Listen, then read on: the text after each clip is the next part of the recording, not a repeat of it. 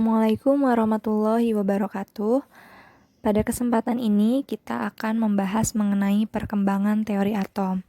Nah, sebelum kita masuk lebih jauh membahas mengenai perkembangan teori atom, coba perhatikan gambar berikut ini. Nah, di sini ada gambar pantai. Tapi coba kita amati pasir pantainya. Nah, jika kita lihat pasir pantainya dari kejauhan, itu terlihatnya seperti permadani yang digelarkan gitu ya.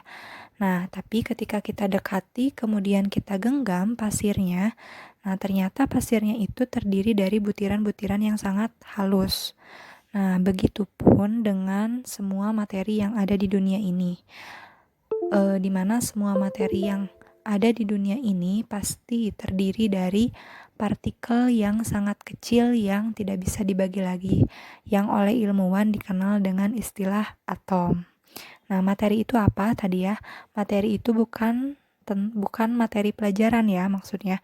Materi itu adalah segala sesuatu yang memiliki massa dan menempati ruang. Kita materi bukan, kita juga adalah materi gitu ya. Karena kita memiliki massa, berat badan gitu kan. Dan kita juga menempati ruangan. Meja materi bukan, meja juga materi. Karena meja memiliki massa dan juga menempati ruangan. Nah, begitu ya. Kemudian kita ke depan akan membahas dari mulai teori Demokritus sampai teori atom modern atau yang dikenal dengan teori mekanika kuantum. Nah, kita bahas satu persatu ya. Yang pertama itu teori Demokritus. Nah, di mana Demokritus itu mengemukakan bahwa materi itu terdiri dari partikel yang terkecil yang tidak bisa dibagi lagi. Nah, yang disebut dengan atomos gitu ya. Nah, tapi gagasan Demokritus ini tidak begitu jelas dan spesifik, tidak rinci gitu. Nah, kemudian diperjelas oleh John Dalton pada tahun 1803. Nah, di mana hipotesis Dalton ini yang pertama, Dalton mengemukakan bahwa suatu unsur tersusun atas atom-atom gitu ya, yaitu partikel-partikel yang terkecil yang menyerupai bola pejal dan tidak bisa dibagi lagi. Nah, bola pejal itu merupakan bola yang padat berisi. Jadi jangan dibayangkan bola pejal itu bola yang biasa digunakan untuk bermain sepak bola ya, di mana tengahnya itu merupakan ruangan kosong gitu ya. Sedangkan kalau bola pejal itu adalah bola yang padat berisi. Contohnya adalah bola besi. Nah, ini adalah penggambaran untuk model atom Dalton. Nah, yang kedua, atom-atom dari unsur yang sama itu akan memiliki sifat yang sama. Nah, sifatnya itu nanti bisa berupa berat, ukuran, dan juga bentuk. Nah, sedangkan untuk atom-atom dari unsur yang berbeda, nah pasti sifatnya juga akan berbeda. Nah, misalkan atom besi dengan atom besi sifatnya ya pasti akan sama gitu ya. Sedangkan atom besi dengan atom magnesium sifatnya pasti akan berbeda. Nah, gitu ya. Kemudian yang ketiga, atom tidak bisa diciptakan dan juga tidak bisa dimusnahkan. Yang keempat, dua atom unsur atau lebih itu bisa bergabung membentuk senyawa dengan cara nanti berikatan. Nanti kita akan pelajari di bab selanjutnya. Nah, kemudian hipotesis Dalton ini ternyata memiliki kelemahan dan juga kelebihannya. Nah, untuk kelebihannya, ternyata Dalton ini bisa menjelaskan hukum kekekalan massa atau dikenal dengan hukum Lavoisier dan juga hukum perbandingan tetap, dikenal dengan hukum Proust. Nah, nanti kedua hukum ini akan kita bahas atau kita pelajari di kelas 10 semester 2, nanti di bab terakhir. Nah, sedangkan untuk kelemahannya, ternyata mulai muncul penemuan-penemuan baru tentang partikel subatom. Nah, jadi atom itu bukan merupakan partikel yang terkecil yang tidak bisa dibagi lagi. Ternyata mulailah ditemukan partikel subatom atau partikel penyusun atom yang terdiri dari proton, neutron, dan elektron gitu ya. Dimana partikel-partikel subatom ini lebih kecil lagi daripada atom. Nah, kemudian kita bahas mengenai sejarah penemuan elektron. Nah, di sini diawali dengan percobaannya William Crookes ya, yang melakukan percobaan tabung sinar katoda. Nah, ternyata bila tabung ini dialiri arus listrik yang cukup kuat, nah ternyata akan terjadi aliran radiasi yang tak tampak dari kutub negatif menuju kutub positif. Nah, inilah yang disebut dengan sinar katode. Nah, ternyata sinar katode ini mampu dibelokkan oleh medan magnet dan juga medan listrik ke arah kutub yang positif. Nah, sebetulnya dari sini juga kita sudah bisa menyimpulkan ya, seperti yang sudah kita tahu bahwa positif dengan positif atau negatif dengan negatif itu akan tolak menolak. Nah, sedangkan positif dengan negatif itu akan tarik-menarik. Nah, sedangkan sinar katode ini tertarik menuju ke arah kutub positif lah. Artinya, sinar katode ini bermuatan negatif gitu ya. Nah, kemudian Thomson ini memodifikasi tabung sinar katodanya dengan menambahkan baling-baling. Nah, ini ya. Nah, ternyata Thomson mendapati bahwa sinar katoda ini sebenarnya adalah materi yang ukurannya itu sangat kecil. Nah, mengapa gitu? Karena sinar katoda ini bisa memutarkan baling-baling yang dipasang oleh Thomson. Nah, kemudian tidak berhenti sampai situ, ternyata Robert Millikan juga melakukan percobaan yang dikenal dengan percobaan tetes minyak. Nah, dari hasil percobaan Millikan ini ternyata bisa disimpulkan bahwa muatan satu elektron adalah 1,6022 kali 10 pangkat min 9 kolom dan masanya itu ini ya, 9 kali 1 kali 10 pangkat min 28 gram. Berarti sangat-sangat kecil sekali karena 10 pangkat min 28 ya, bisa dibayangkan itu sangat kecil sekali. Nah, dari beberapa percobaan yang tadi dilakukan, Thomson berkesimpulan bahwa sinar katoda itu merupakan partikel subatom, karena tadi ukurannya sangat kecil ya, partikel subatom yang bermuatan negatif. Nah, yang selanjutnya oleh Stoney itu diusulkan dengan nama elektron. Nah, itulah asal-usulnya. Nah, tapi ternyata sampai sini masih timbul pertanyaan atau permasalahan. Nah, di mana kita kenal bahwa atom itu bersifat netral gitu ya. Sedangkan di sini partikel subatomnya itu yang baru ditemukan adalah elektron yang bermuatan negatif. Nah, sehingga Thomson berkesimpulan bahwa jika atom itu harus netral, maka untuk menetralkan elektron yang bermuatan negatif itu pasti ada partikel lain yang bermuatan sebaliknya, berarti bermuatan positif gitu ya.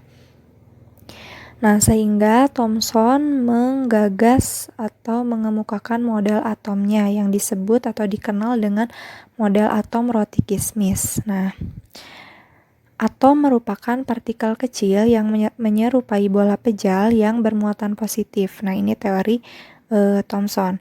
Dan di dalamnya itu terdapat elektron-elektron yang bermuatan negatif yang tersebar secara merata. Nah, model atom Thomson ini diumpamakan dengan seperti roti kismis gitu. Rotinya itu diibaratkan sebagai bola pejalnya dan kismisnya itu yang tersebar merata sebagai elektron-elektronnya. Kalau di Indonesia kan rotinya enggak bulat ya, kotak gitu biasanya. Nah, jadi mungkin penggambarannya seperti misalkan jambu biji gitu ya, dimana buah jambunya itu merupakan bola pejal yang bermuatan positif gitu. Nah, biji-bijinya itu adalah elektron yang tersebar secara merata dan bermuatan negatif. Nah, tapi kelebihan dari model atom Thomson ini, Thomson mampu menjelaskan partikel subatomik yang tidak bisa dijelaskan oleh Dalton gitu ya. Nah, tapi masih ada kelemahannya, yaitu Thomson tidak bisa menjelaskan susunan atau kedudukan muatan positif dan negatif di dalam atom. Nah, gitu. Kemudian dilanjutkan percobaan tabung sinar katodenya ini oleh Goldstein tapi dengan dimodifikasi. Nah, dengan cara melubangi pelat katodanya gitu ya, melubangi katodanya. Nah, ternyata dari hasil percobaannya itu ditemukan sinar yang arahnya berlawanan dengan sinar katode. Jadi kalau yang William Crookes kan tidak dilubangi sinar katodanya. Jadi ternyata ada sinar yang mengarah dari negatif menuju positif. Nah, ternyata ketika katodanya ini dilubangi, ada sinar yang arahnya berlawanan dengan sinar katoda gitu ya. Nah, yang disebut dengan sinar kanal.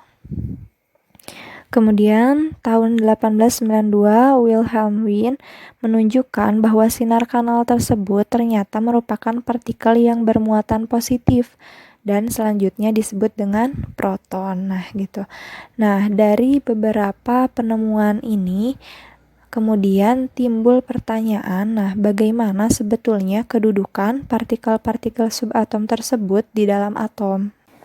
Kemudian dilakukan percobaan hamburan sinar alfa oleh Rutherford, Geiger, dan Marsden.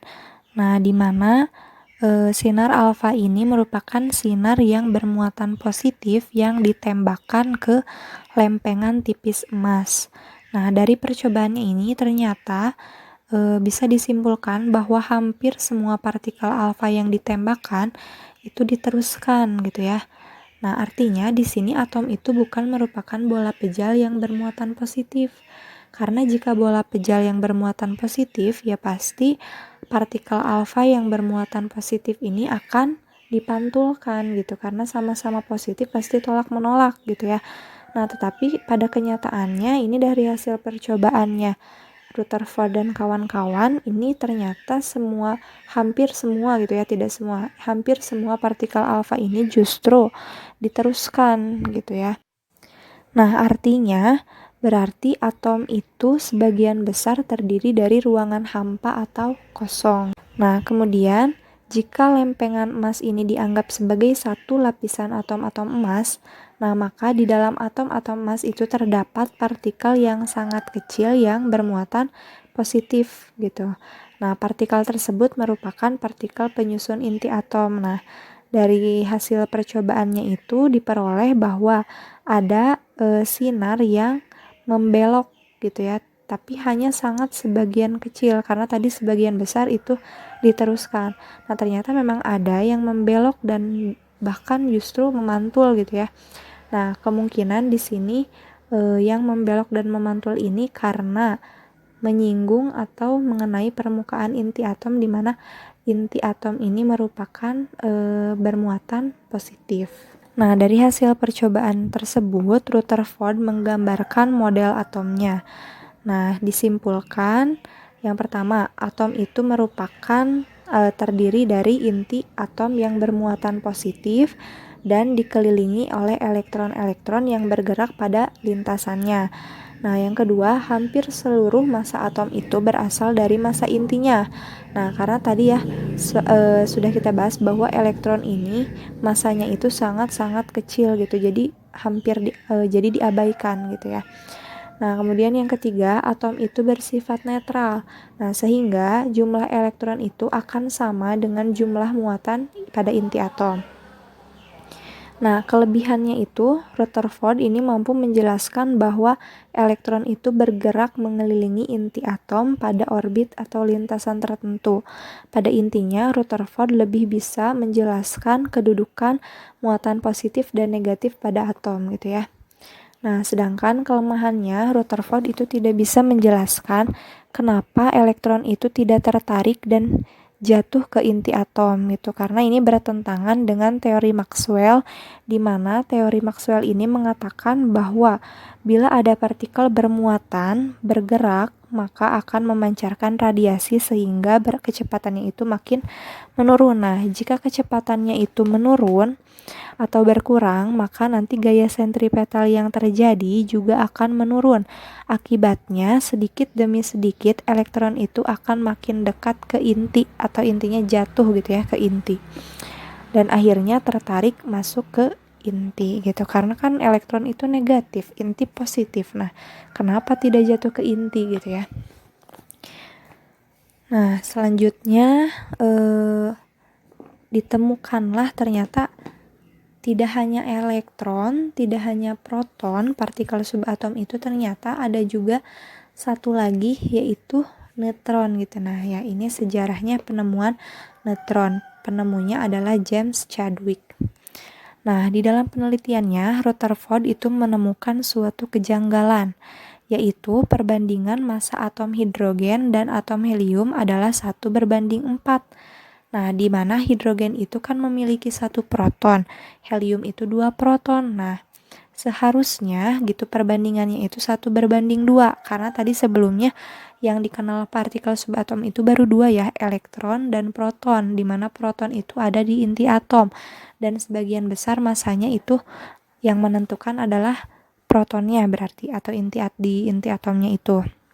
Karena partikel elektron itu sangat-sangat kecil masanya. Nah, ternyata Rutherford ini menemukan kejanggalan gitu ya. Nah, ternyata bukan perbandingannya itu tidak 1:2, melainkan 1:4. Nah, oleh karena itu dari sini Rutherford yakin bahwa ada partikel lain di dalam inti atom. Nah, dugaan Rutherford ini bisa dibuktikan oleh Chadwick berdasarkan percobaan hamburan partikel alfa terhadap boron dan parafin. Nah, ini ya. Apabila partikel alfa ini ditembakkan pada lapisan logam boron, ternyata logam tersebut memancarkan sinar yang tidak dibelokkan oleh medan magnet atau listrik. Nah, artinya kalau tidak dibelokkan oleh medan magnet atau listrik, sinar tersebut artinya tidak bermuatan atau netral gitu ya, yang selanjutnya diberi nama neutron. Jadi sekarang bisa disimpulkan bahwa partikel subatom itu ada 3 ya, elektron, proton, dan neutron. Nah, selanjutnya dari percobaan-percobaan atau penemuan-penemuan yang ditemukan oleh ilmuwan, Niels Bohr menggambarkan model atomnya gitu, di mana atom itu terdiri dari inti atom yang bermuatan positif dan dikelilingi oleh elektron-elektron yang bermuatan negatif yang bergerak pada lintasannya, atau lintasannya itu disebutnya dengan kulit atom. Nah, pada keadaan stasioner, energi elektron itu bersifat tetap atau konstan, sehingga lintasan elektron juga tetap dan elektron tidak jatuh ke inti. Jadi Niels Bohr ini lebih mampu menjelaskan kenapa elektron itu tidak jatuh atau tidak tertarik ke inti, di mana inti itu bermuatan positif gitu ya. Nah, kemudian yang ketiga, elektron itu bisa berpindah dari kulit yang satu menuju kulit yang lainnya, yang lebih tinggi gitu ya, dengan pemancaran atau penyerapan energi. Nah, jika elektron berpindah dari kulit yang lebih dalam ke kulit yang lebih luar, maka akan disertai penyerapan energi. Itu ya, jadi elektron menyerap energi sehingga bisa loncat ke kulit yang lebih luar. Nah, sebaliknya, jika elektron berpindah dari kulit yang lebih luar ke kulit yang lebih dalam, maka akan disertai pemancaran energi. Jadi ketika elektron menyerap energi, kemudian elektron mampu loncat ke kulit yang lebih luar. Nah, tapi bersamaan dengan itu, elektron akan kembali lagi ke kulit atau tingkatan dasarnya gitu ya. Nah, disertai dengan pemancaran energi. Nah, peristiwa elektron loncat ke kulit yang lebih luar itu disebut dengan peristiwa eksitasi elektron. Kelebihan dari teori Niels Bohr ini, Niels Bohr itu mampu menjelaskan kenapa elektron itu tidak jatuh ke inti atom gitu ya. Jadi tadi jawabannya karena energi elektron itu bersifat konstan sehingga lintasan elektronnya itu tetap. Jadi elektronnya tidak akan jatuh ke inti. Nah, kelemahannya, Niels Bohr ini tidak bisa menjelaskan spektrum atom atau ion yang mengandung banyak elektron. Jadi Niels Bohr ini hanya mampu menjelaskan spektrum atom yang berelektron 1. Berdasarkan kelemahan teori Niels Bohr, nah akhirnya teori Niels Bohr ini bisa dipatahkan dengan teori atom modern atau teori atom mekanika kuantum. Nah, di mana teori atom mekanika kuantum ini didasari oleh penemuan-penemuan teori berikut. Yang pertama itu teori Max Planck. di mana Max Planck menyatakan bahwa atom-atom hanya bisa menyerap atau memancarkan energi pada paket-paket gelombang tertentu yang disebut dengan kuanta. Nah, yang kedua itu teorinya Louis de Broglie, di mana Broglie menyatakan bahwa elektron itu memiliki sifat dualisme, yaitu elektron sebagai partikel dan juga sebagai gelombang. Nah, yang ketiga itu Werner Heisenberg, atau disebutnya istilahnya ketidakpastian Heisenberg, di mana Heisenberg ini menyatakan bahwa posisi dan momentum itu kecepatan, jadi posisi dan kecepatan elektron itu tidak bisa ditentukan secara pasti gitu ya, karena kan elektron itu terus mengelilingi inti gitu ya, jadi tidak bisa ditentukan secara pasti gitu. Yang bisa ditentukan itu hanyalah probabilitas atau kebolehjadian ditemukan elektron pada jarak tertentu dari inti atom. Nah, kebolehjadian terbesar atau peluang terbesar ditemukannya elektron ini disebut dengan orbital elektron. Nah, dan teori yang terakhir itu adalah Erwin Schrödinger gitu ya, yang berhasil mengemukakan teori atom modern atau teori atom mekanika kuantum, yaitu keadaan elektron yang pada saat tertentu tidak bisa ditentukan secara pasti posisinya tadi ya, yang ada hanyalah peluang atau probabilitasnya. Nah, kemudian yang kedua, gerakan elektron pada lintasannya itu menyerupai gelombang. Dan yang ketiga, elektron yang mengelilingi inti terdapat pada suatu orbital, yaitu daerah dengan kemungkinan terbesar ditemukannya elektron. Nah, coba perhatikan model teori atom mekanika kuantum. Di sini ada yang titik-titik yang renggang dan ada titik-titik yang rapat sehingga warnanya hitam tebal.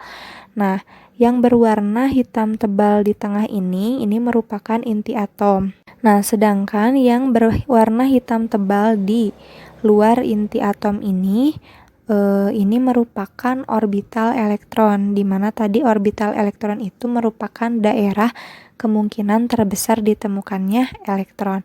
Itu ya, jadi elektron ini akan lebih kemungkinan besarnya itu akan ditemukan di yang bagian-bagian hitam tebal ini dibandingkan dengan yang bagian hitam renggang. Nah, gitu ya. Jadi, kalau teori itu sifatnya tidak mutlak, tidak tetap, tapi bisa dipatahkan atau ditumbangkan selama ada teori-teori baru yang mampu mematahkannya, gitu ya. Baik, sekian yang bisa Ibu sampaikan. Semoga bermanfaat. Kurang lebihnya mohon maaf. Tetap semangat belajar dan jaga kesehatan. Wabillahi taufiq wal hidayah. Wassalamualaikum warahmatullahi wabarakatuh.